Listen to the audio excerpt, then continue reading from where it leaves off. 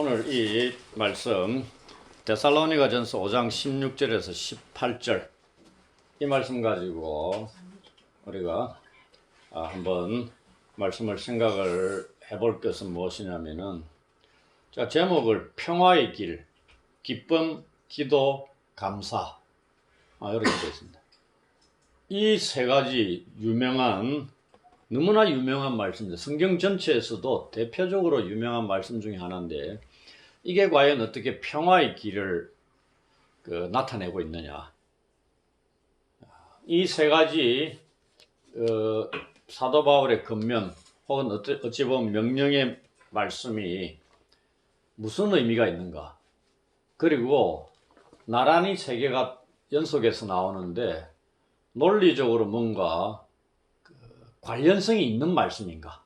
아니면 따로따로 생각해야 될 말씀인가? 이 부분을 오늘 집중적으로 생각하면서 말씀을 드리도록 하겠습니다. 당연히 논리적으로 연결이 되고 있고요. 이 문맥 속에서 이 말씀이 과연 어떻게 평화의 길을 이루는데 이 세 가지 말씀이 명령이 관련성을 맺고 있는가를 이제부터 설명을 드리도록 하겠습니다. 16절에 항상 기뻐하라 이러한 말씀이 나옵니다. 지금 우리는 사도 바울이 기록한 성경을 보고 있습니다. 말씀을. 사도 바울이 신약 성경의 거의 절반을 기록을 했거든요.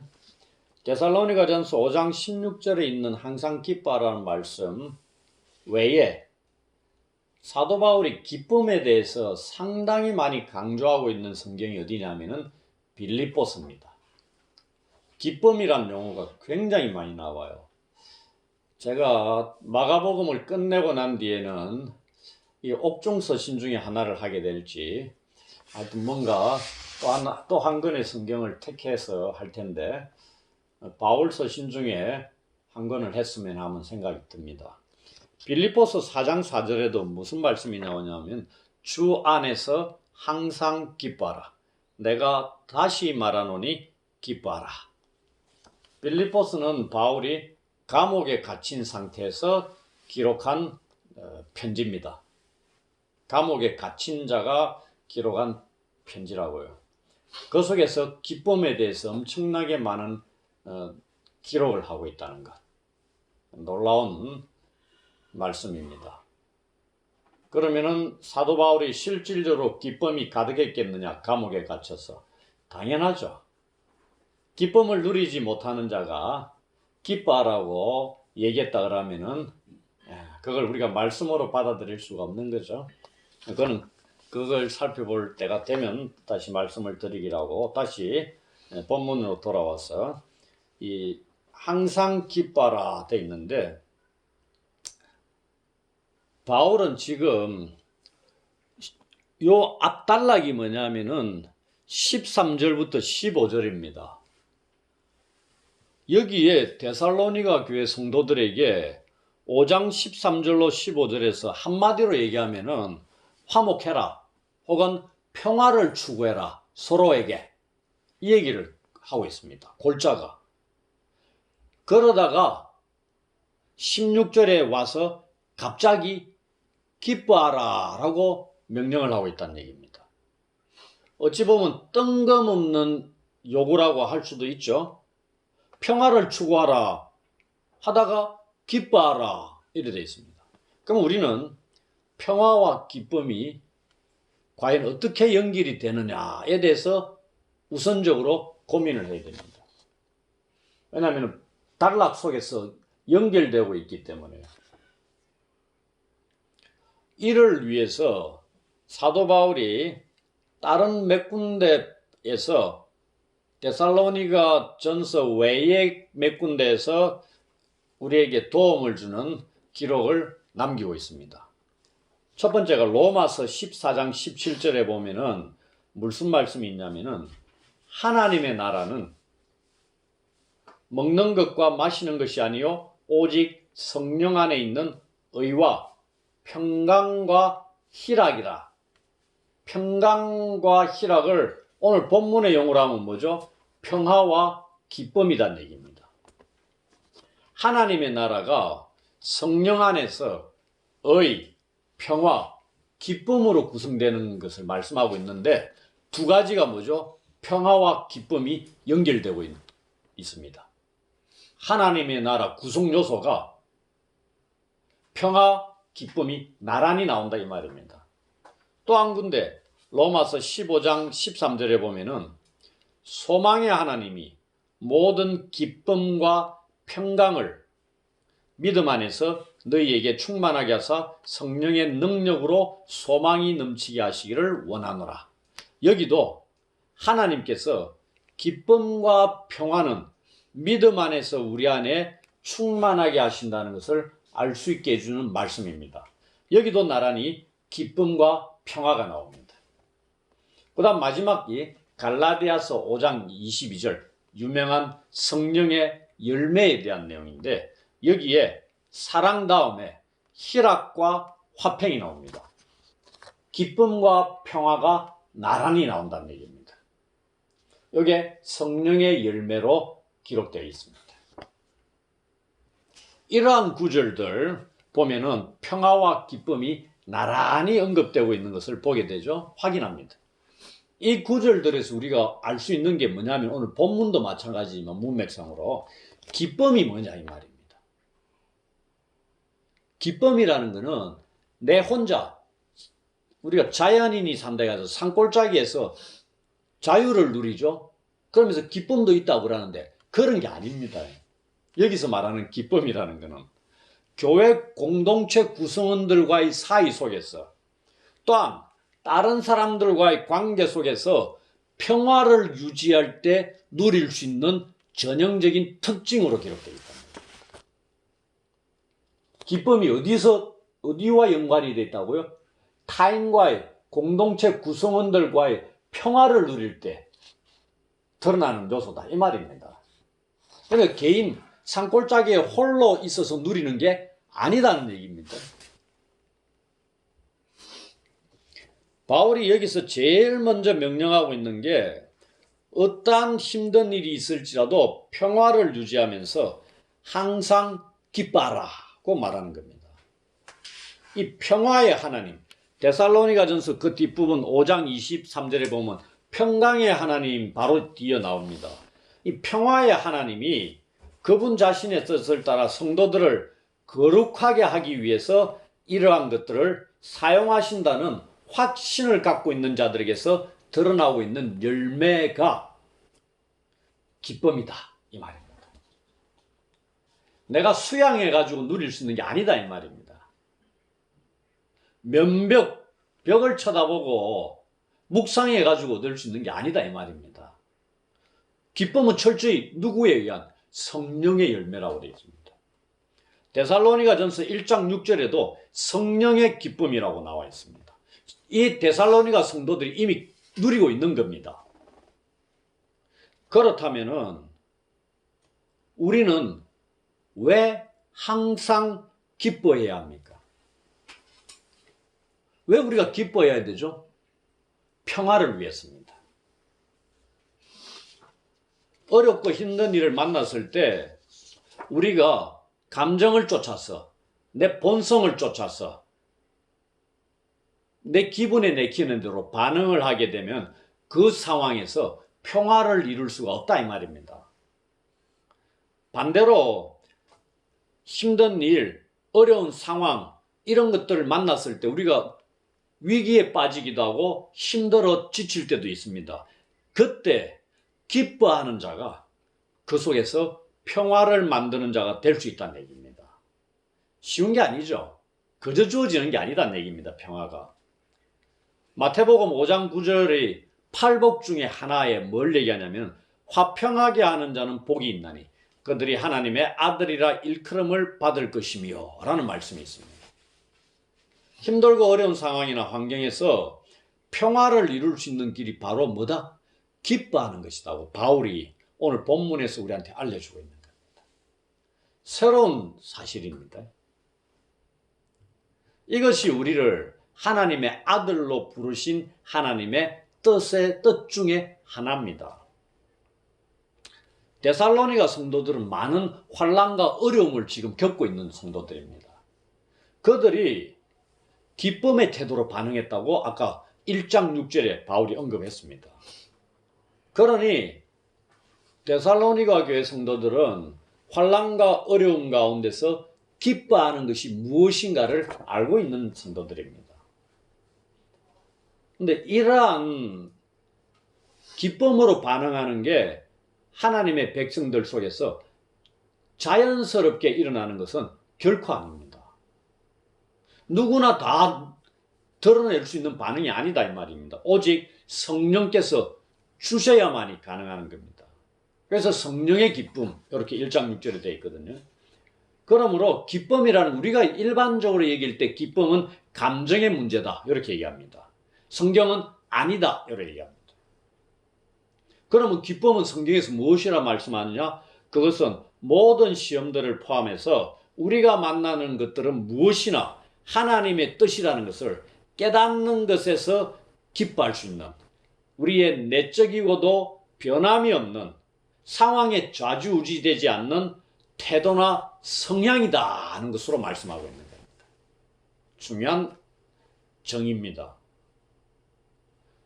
이처럼 고난, 환난, 어려움, 시험 등에서 기쁨으로 반응하는 것은, 그러한 것들에 대해서 신실하게 인내하며 견디는 것은 우리를 부르신 하나님을 기쁘시게 해드리는 것이라는 것을 아는 것에서, 알므로써 기뻐하는 것이라는 얘기입니다. 내가 어려움에 처했는데 이걸 견디고 인내하는 것을 하나님이 기뻐하신다는 것, 그걸 알므로써, 인식함으로써 우리가 기쁨을 드러내는 이것이란 얘기입니다. 그리스도인의 기쁨이라는 게요. 그러니 이거는, 우리는 사람들이 아니 니 왜 감정이 그렇게 헷가닥 하냐 이래 얘기하잖아요.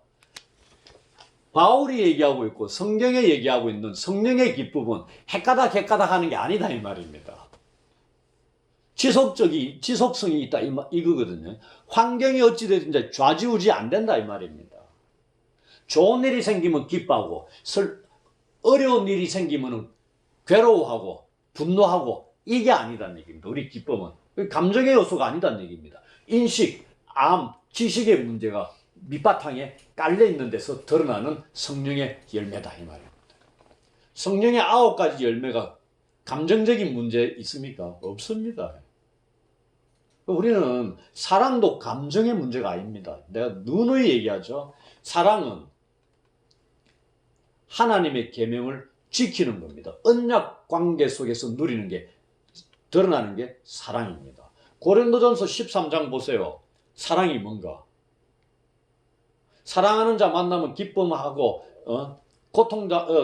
내가 아픔을, 괴로운 일 당하면 분노하고 슬퍼하고, 이런 게 그런 게 전혀 아닙니다. 전혀 사랑을 완전히 기독교에서는 새로이 정의를 하는 겁니다. 세상 사람들이 사랑 타령을 하는 거고, 기독교에서 얘기하는 사랑은 질적으로 다른 겁니다. 이 정도로 하고요. 한 가지 예를 들어봅시다. 사랑하는 자가 죽었어요. 이때 세상 사람들이 일반적으로 어떻게 반응하죠? 감정적으로 슬픔이 극에 달합니다. 심히 고통스러워합니다. 근데 그리스도 안에 있는 자들은 그것으로 끝나는 게 아니죠. 당연히 슬퍼합니다.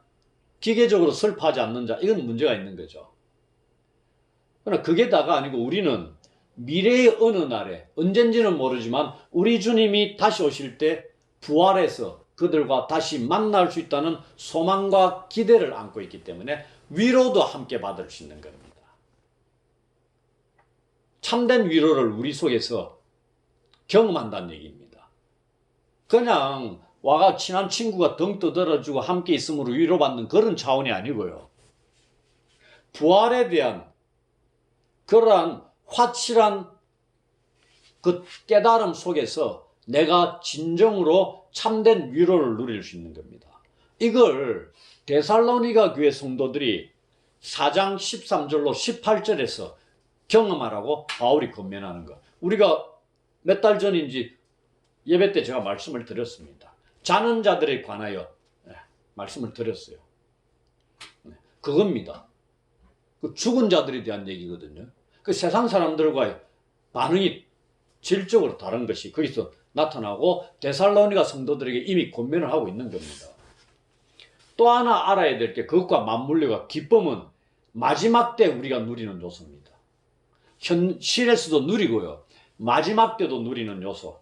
이게 뭐죠? 마지막 때 우리 주님의 다시 오심으로 완성될 하나님 나라에서의 우리 주님과의 관계 속에서 누리게 되는 기쁨의 요소다 이 말입니다. 이건 온전한 거죠.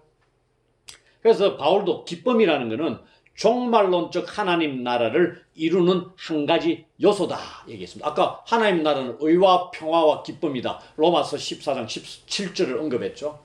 하나님 나라를 이루는 세 가지 요소 중에 두 가지가 기쁨과 평화입니다. 나머지 하나가 의 이렇게 되어 있습니다. 이 기쁨이 종말론적인 것이다 이 말입니다. 그리고 우리가 이 땅에서 기쁨을 누리는 근거가 또 뭐냐면은 우리의 기쁨을 앗아가는 게 사단과 그 쫄개들이 악한 세력들이 우리 속에서 하나님으로부터 오는 기쁨을 빼앗아간다 이 말입니다. 그럼 그것으로부터 우리가 싸워서 이겨야만이 우리의 기쁨을 소유할 수 있는데 우리가 안 되죠. 근데 어떻게 예수님께서 악을 물리치신 사단과의 전투에서 승리하심으로 승리를 하셨다 이 말입니다. 그로 인해서 우리는 이 세상에서 우리 주님을 통해서 이루신 기쁨을 공유한다는 얘기입니다. 이 기쁨, 주님을 통해서 공유하는 이 기쁨이 우리가 살아가면서 만나는 온갖 어려움, 환난 속에서도 우리 안에서 결코 사라지지 않게끔 유지시켜주는 거다. 종말론적인 승리에 의해서 주어지는 기쁨이 이랬다 저랬다 하겠습니까? 생명력이 짧겠어요? 오늘 하루 기쁨이 있고 내일은 기쁨이 사라지고 천만에요. 그런 기쁨이 아니다 이 말입니다. 사탄을 물리치신 예수님의 승리가 우리에 대한 사단의 힘, 괴롭히는 기쁨을 빼앗아가는 사탄의 힘을 깨트리고 우리에게 매일매일 삶 속에서 죄를 이겨낼 힘을 제공하는 것입니다. 그래서 기뻐하라 라고 바울이 권면하는 겁니다. 이게 첫 번째고요. 두 번째, 쉬지 말고 기도하라. 17절에. 기뻐하라 다음에 기도하라가 나왔습니다. 우리가 성경에 에베소 6장 17절에 보면 항상 성령 안에서 기도하라 되어 있습니다. 기도는 어디에서? 성령 안에서. 누가복음 18장 1절에 항상 기도하고 낙심하지 말아라. 이 말이 무슨 말이에요? 항상 기도하는 일에서 낙심의 요소가 있다 이 말입니다. 지속적으로 기도하는데 방해 요소가 있다 이 말입니다. 이걸 이겨내야 된다. 그 다음에 로마서 12장 12절에 기도에 항상 힘쓰라 되어 있습니다. 기도가 자연스럽게 할 수 있는 거다? No.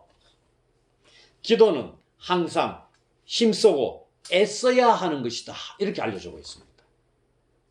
저절로 되면 누가 이거 금식 기도하고 철야 기도하고 산에 가서 기도하고 이렇게 기도하겠어요? 저절로 되는데 뭘 그렇게 힘들게 하겠어요? 그죠? 근데 기도는 자연스럽게 이루어지는 게 아니다 이 말입니다. 왜? 방해 요소가 너무나 많다 이 말입니다. 그래서 힘써야 될 요소다. 기도는. 그걸 알려주고 있는 겁니다. 바울도 마찬가지로 기도를 하는데 쉬지 말고 기도하라. 우리가 16절에서 기뻐하라는 목적이 뭐였어요? 평화를 위한 겁니다. 놀라운 걸 우리는 오늘 깨닫는 겁니다. 전혀 생뚱맞게 들릴지 모르지만 본문 전후 문맥을 살펴보시면 기뻐해야 될 목적이 평화를 위한 겁니다. 공동체, 우리와 관계 맺는 자들과의 그런 자들과의 평화를 위한 것이 우리가 기뻐하는 겁니다. 기쁨은 좋은 일에서 기뻐하는 것은 기본인데 잘못된 일, 우리를 괴롭히고 힘든 일에서 기뻐해야 되는 겁니다. 그 다음에 기도해야 되는 이유도 평화를 위한 겁니다. 뭐가 그렇냐? 빌립보서 4장 4절에서 7절을 보시면은 무슨 말씀이 나오냐면 주 안에서 항상 기뻐하라. 내가 다시 말하노니 기뻐하라. 너희 관용을 모든 사람에게 알게 하라. 주께서 가까우시니라. 아무것도 염려하지 말고 다만 모든 일에 기도와 간구로 너희 구할 것을 감사함으로 하나님께 아뢰라. 그리하면 모든 지각에 뛰어난 하나님의 평화가 그리스도 예수 안에서 너희 마음과 생각을 지키시리라. 이런 말씀이죠. 모든 일과 사람에 대해서 기뻐하고 기도하는 것의 결과가 뭐라고요? 하나님의 평화다. 이런 말씀입니다. 기뻐하고 기도하는 결과로 하나님의 평화가 우리를 지배한다. 얘기입니다. 데살로니가 성도들은 평화를 이루기 위해서 항상 기뻐하고 쉬지 말고 기도해야 된다는 이 바울의 권면을 받아들이고 실천해야 될 책임이 있는 자들입니다. 빌립보서 4장 9절에 보시면 너희는 내게 배우고 받고 듣고 본 바를 행하라. 그리하면 평화의 하나님이 너희와 함께 계시리라는 말씀이 있습니다. 빌립보서예요.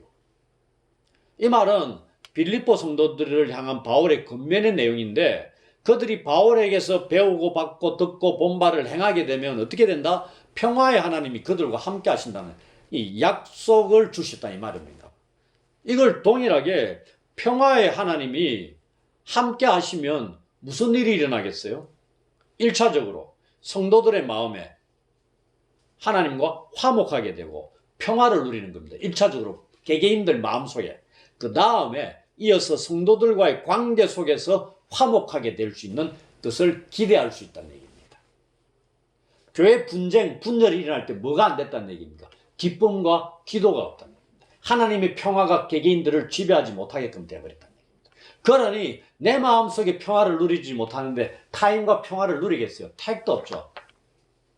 어떻게 용납하겠어요? 품겠어요? 사랑하겠느냐 이 말입니다. 안 된다 이 말입니다. 이 과정들이 다 없다 이 말입니다. 마찬가지로 지금 데살로니가 성도들이 바울로부터 배우고 받고 듣고 있는 말씀이 뭐라는 얘기입니까? 지금은 항상 기뻐하라. 쉬지 말고 기도하라는 말씀이다 이 말입니다. 그러니 그들이 듣고 이것을 실천하기를 바울이 기대하면서 명령하고 있는 겁니다. 무엇을 위해서요? 평화의 하나님이 함께 하심으로 서로와 그리고 모든 자들에 대해서 화목하게 되고 평화를 누리게 하기 위함이다 이 말입니다. 그러면 이제 세 번째로 들어가기 전에 질문을 던지자면 왜 기도가 평화를 얻음에 있어서 그토록 중요하냐? 이 질문에 대해서 우리가 또 답을 찾아야 됩니다. 이것은 왜 우리가 기도가 평화를 누리고 평화를 만드는 일에 있어서 그토록 중요하냐는 것은 18절에 범사에 감사라는 권면, 이 명령과의 관계 속에서 살펴보면 답을 찾을 수 있습니다. 그래서 우리는 18절로 넘어가면 범사에 감사하라 되어 있죠. 기도에 우리가 기도를 할 때는 세 가지를 먼저 염두에 두면은 감사가 나올 수 있습니다. 본문을 들어가기 18절을 살피기에 앞서 뭐냐면 첫 번째, 과거에 하나님께서 우리의 기도들에 어떻게 응답하셨는가를 한번 돌아보라 이 말입니다. 그럼 두 번째, 하나님의 다양한 속성들과 그가 우리를 위해서 공급하시는 것에 대해서 우리에게 은혜를 입증해 보이시는 많은 다른 방법들의 방식들에 대해서 한번 묵상해 보라. 그다음 세 번째, 우리가 우리 자신을 예수께서 우리의 죄를 위해서 하나님으로부터 진노를 받으시고 감당하셔서 십자가에 죽으셨죠. 그리고 그의 부활에 의해서 그분이 죽음을 극복하셨습니다. 그리고 우리 또한 그분을 믿음으로 사망을 극복할 수 있게 된 존재라는 것을 상기하면서 계속적으로 우리의 죄를 고백함으로써 우리는 감사가 일어날 수 있는 겁니다. 이게 일반적인 패턴입니다. 여기에 나아가서 오늘 본문과 관련 속에서 보면은 우리가 쉬지 말고 기도하면 할수록 우리는 감사하는 자가 될 수 있습니다. 또 요약하자면은 지속적인 기도는 감사를 낳는다는 말씀을 드릴 수 있다는 얘기입니다. 이겁니다. 감사가 무엇과 관련이 있다고요? 기쁨과 관련이 있다는 얘기입니다. 바울이 데살로니가전서 3장 9절에 이미 말씀을 했습니다. 우리 하나님 앞에서 너희로 말미암아 모든 기쁨으로 기뻐하는 것에 대해서 바울이 하나님께 감사한다고 3장 9절에 기록을 하고 있어요. 여기서는 마치 하나님께 드린 기도가 그리했던 것처럼 하나님 앞에서의 기쁨이 바울로 하여금 감사로 이끌었다는 것을 밝혀주고 있는 겁니다. 이 기쁨이라는 게 그겁니다. 내가 좋은 일 만나고 이런 게 아니고 하나님께서 선한 선물들을 주신 것을 내가 경험함으로써 일어나는 겁니다. 기쁨이라는 거. 내가 열심히 교회 사역을 했어요. 성도들이 믿음 안에서 자라나는 것을 보면서 하나님이 은혜를 베푸셨잖아요. 성도들에게. 근데 내가 기뻐하는 겁니다. 나에게 직접적으로 많은 유익이 없음에도 불구하고 내가 섬기는 성도들, 그들이 신앙이 성장하는 걸 보면서 내 속에 기쁨이 가득해진다. 이런 내용입니다. 그걸 내가 감사하는 거죠, 당연히. 우리가 사돈이 논을 사면 배가 아프다. 이런 일이 아니다 이 말입니다. 교회에서는. 그거는 우리나라에서 그냥 옛 말이고요. 교회 안에 끌고 들어와가지고 이런 소리를 해버리면 큰일 납니다. 내가 수고하고 땀 흘리는데 나한테 유익이 하나도 없는데도 불구하고 기쁨을 누리고 감사할 수 있는 이런 요소가 하나님이 주시는 것에서 경험하는 기쁨이다. 이 말입니다. 바울이 얘기합니다. 바울이 지금 그렇게 얘기하잖아요. 그래서 우리가 이 말씀을 통해서 하나의 공식에 이를 수 있습니다. 이제 세 가지를 다 살펴봤잖아요. 항상 기뻐하라. 그 다음에 쉬지 말고 기도하라. 범사에 감사하라. 세 가지를 다 살폈습니다. 근데 논리적으로 뭔가 연관성이 있죠. 그런데 이걸 공식으로 하나 만들면 뭐냐면은 기쁨과 기도가 평화를 만듭니다. 아까 그랬죠? 기쁨과 기도가 평화를 만들어요. 그 다음에 기쁨과 기도가 어디로 이끌어요? 감사로 이끌어갑니다. 그리고 그 결과 뭐가 이루어져요? 평화가 이루어지는 겁니다. 이 세 가지가 이렇게 연결됩니다. 무엇과 관련해서? 평화와 관련해서. 그래서 목적이 어디에 있다? 평화를 이루는 데 있다. 결국 기쁨, 기도, 그리고 감사는 평화에서 절정을 이룹니다. 우리의 삶 속에서 기뻐하고 기도하고 감사하는 것이 우리가 속한 공동체와 우리가 만나는 일터와 우리가 만나는 사람들과의 관계 속에서의 평화를 유지하는 것에서 그 절정을 이룬다 이 말입니다. 이러한 것들이 지금 환난을 겪고 시험을 당하고 있는 데살로니가 교회 성도들의 상황에서 아주 적절한 말씀이죠. 너희들 기쁨과 감사로 반응해야 된다 이 말입니다. 무엇을 위해? 평화를 이루기 위해서. 데살로니가 성도들이 그리고 오늘 우리가 감사해야 되는 이유가 또 뭐라고 이어져 나오냐면은 그리스도 예수 안에서 너희를 향하신 하나님의 뜻이다 이렇게 되어 있습니다. 여기서 하나님의 뜻이라는 것을 어떻게 해석하겠어요?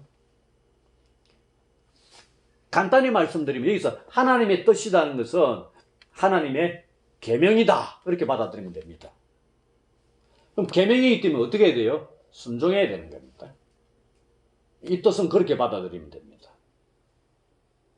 우리가 나의 삶을 향하신 하나님의 뜻이 무엇입니까? 내가 어떠한 일에서 쓰임받기를 원하십니까? 뭐 이런 뜻 여쭙는 것도 있죠. 그런 것도 있는데 여기는 계명적인 말씀을 주실 때 순종해야 되는 그러한 뜻으로 받아들이시는 겁니다. 그래서 하나님께서 이 세 가지 바울을 통해서 말씀하는 것은 자기 백성들에게 감사라는 의무를 부여하고 있는 겁니다. 지금 해도 되고 안 해도 되는 게 아니고요. 그들이 그 의무를 성취하면서 기뻐하라고 요구하는 겁니다.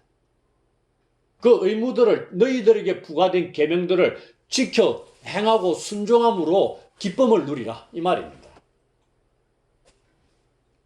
그래서 하나님께서 우리에게 복을 주시기 때문에 감사를 드리는 게 아니다, 이 말입니다.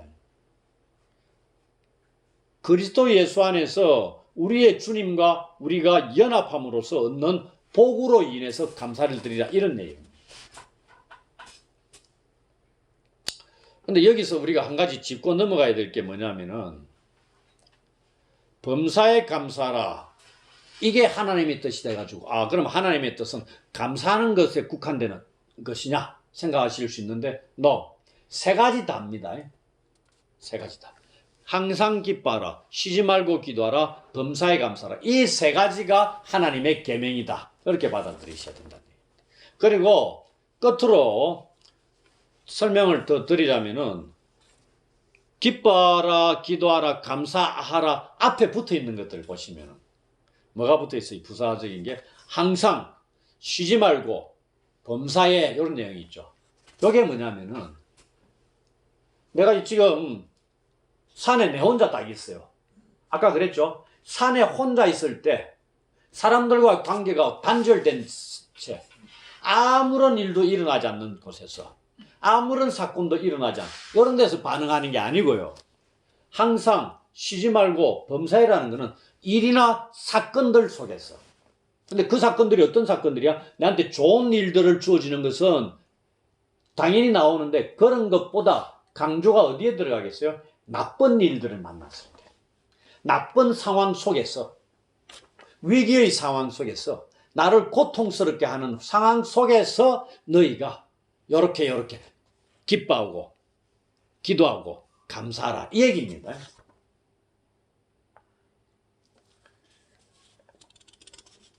이제 말씀을 정리하도록 하겠습니다. 이제 여러분은 이 너무나 유명한 구절이죠. 세 구절이 본문의 문맥 속에서 어떤 의미를 갖고 어떠한 관계가 앞뒤로 있는가를 알게 되었을 겁니다. 우리도 살아가면서 누구나 고난, 어려움, 그리고 힘든 일들 다 만납니다. 피해갈 수 없어요. 이전에는 그러나 그 가운데서 우리가 기뻐하지 못했을 수 있습니다. 기도하지 못했을 수도 있고요. 나아가 감사하지도 못했을 수 있습니다. 그러나 이제는 달라져야 한다는 얘기입니다. 오늘 우리에게 주신 이 말씀이라는 것은 우리에게 그렇게 할 수 있도록 힘을 주시는 겁니다. 또한 우리 안에 계셔서 우리를 도우시는 성령 하나님을 의지해야 된다는 얘기입니다. 성령의 기쁨, 성령의 열매라 그랬죠. 우리가 살아가는 삶의 현장에는 분쟁과 다툼, 그리고 싸움이 있습니다. 이곳에 평화가 필요합니다. 바로 우리가, 여러분들이 평화를 만드는 자로 살아가라고 지금 말씀하고 있는 겁니다. 이것은 또한 하나님의 뜻이기도 하고 명령이기도 합니다. 분열이 있는 곳에 평화를 이루는 자들을 예수님께서는 하나님의 아들이라고 말씀하고 있습니다. 예수께서도 이 땅에 오셔가지고 평화를 이루셨습니다. 우리도 이제 삶의 자리에서 항상 기뻐하고 쉬지 말고 기도하고 범사에 감사함으로 평화를 이루는 자들이 되어서 하나님의 참 아들 되신 예수님을 닮아가는 자들이 되기를 축원합니다. 아멘.